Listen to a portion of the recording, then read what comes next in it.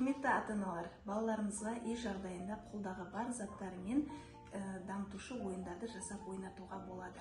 Мысалы, мына үйдегі кез келген шоколадтың немесе аяқ киімнің қорапшасын алып, балапанды тамақтандыр деген ойынын ойнатуға болады. Бұл қорапшаның төменгі бөлігінде баклажканың жарты бөлігі орналасқан және балапанның аузында кішкене тесігі бар.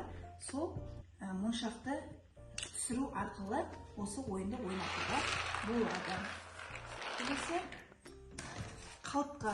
Осы қалтқаның бетіне кез келген суретті салып, балалар түтікшені қиып, осы түтікшелерді түстеріне қарай орналастыру арқылы балалар бір бейнені құрастырып шығады. Бұл да ұсақ қол моторикасына дамытуға өте керемет жұмыс. Келесі мына қорапша.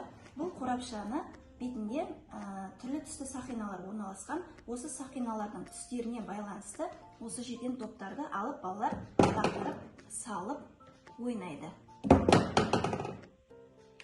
Осы жұмыстарды балаларға үйде жасатып ойнатуларыңызға болады.